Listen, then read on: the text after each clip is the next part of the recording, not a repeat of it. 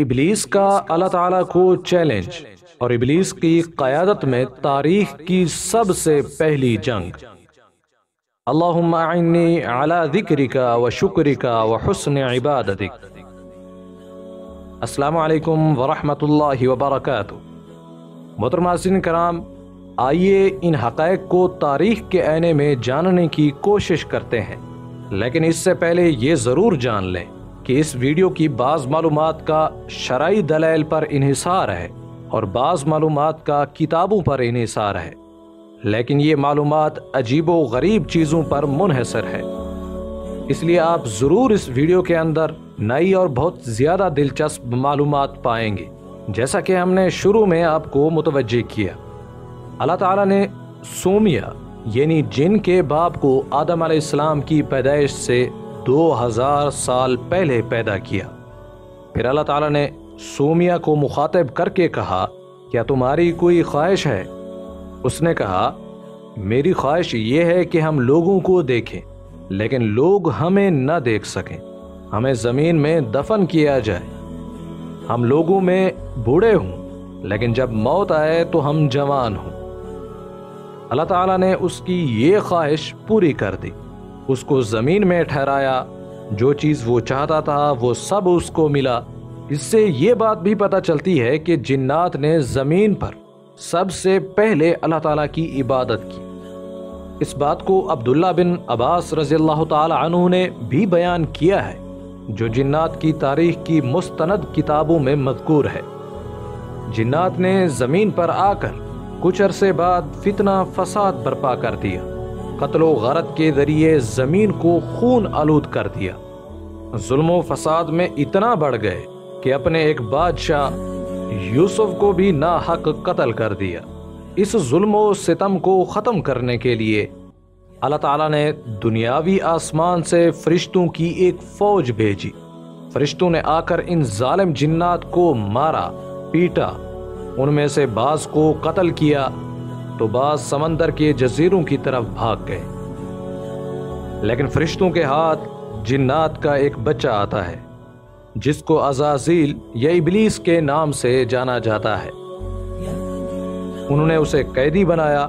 اس وقت اس کی عمر بہت کم تھی، اس کو اپنے ساتھ آسمان کی طرف لے گئے۔ تفسیر ابن مسعود میں مذکور ہے، اس کے بعد عزازیل نے فرشتوں کے ساتھ پرورش پائی۔ وہ اللہ کی عبادت میں اس قدر مشغول ہوا کہ اللہ تعالیٰ نے اس کو آسمانی دنیا کے فرشتوں کا سلطان بنا دیا۔ ناظرین کرام، بعض کتب میں یہ بھی مذکور ہے کہ جب فرشتے عزازیل کو آسمان پر لے گئے، زمین میں دوبارہ فساد برپا ہوا۔ اس بار اللہ تعالیٰ نے عزازیل کو منتخب کیا تاکہ وہ زمین میں جا کر جنات کو تبلیغ کرے۔ عزازیل زمین پر گیا، جنات کو تبلیغ کرنے لگا، لیکن چند جنات کے سوا باقی سب سرکش ہو گئے۔ اس سرکشی کے نتیجے میں عزازیل کو جنگ کرنے کا حکم ہوا۔ عزازیل کے پیروکار بہت کم لیکن سرکش بہت زیادہ، لیکن عزازیل پھر بھی نہ ڈگمگایا۔ عزازیل نے جنگ کی اور سرکش شیاطین کو قتل کیا، تہس نہس کر دیا، یہاں تک کہ دنیا میں ایک لمبا عرصہ امن رہا۔ اس کے بعد عزازیل کو زمین اور 7 آسمانوں کا سلطان بنا دیا گیا۔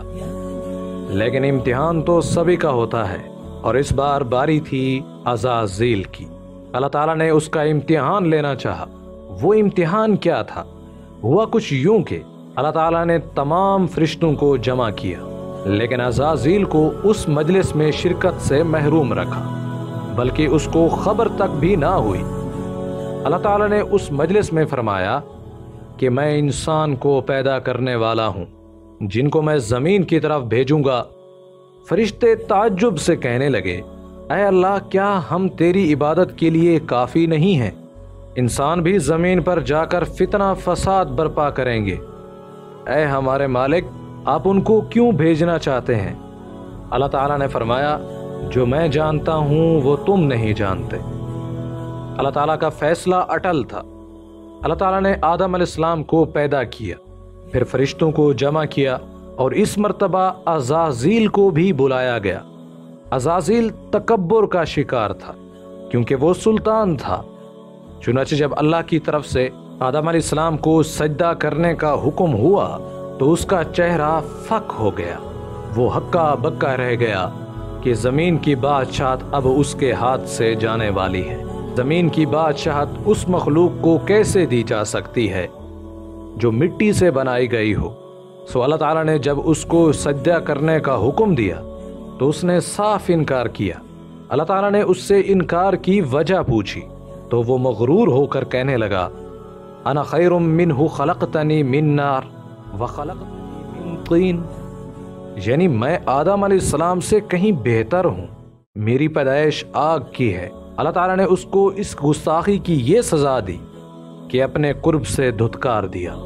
جب ابلیس نے اللہ تعالیٰ کا یہ غیظ و غضب دیکھا، انسان کو گمراہ کرنے کی قسمیں کھانے لگا، اللہ تعالیٰ سے اپنی زیادہ زندگی کا مطالبہ کرنے لگا، بلکہ قیامت کے دن تک کی مہلت مانگ لی۔ اللہ تعالیٰ نے اس کی یہ مہلت قبول فرمائی۔ ناظرین کرام، اس لیے کہا جاتا ہے غرور کا سر ہمیشہ نیچا ہوتا ہے۔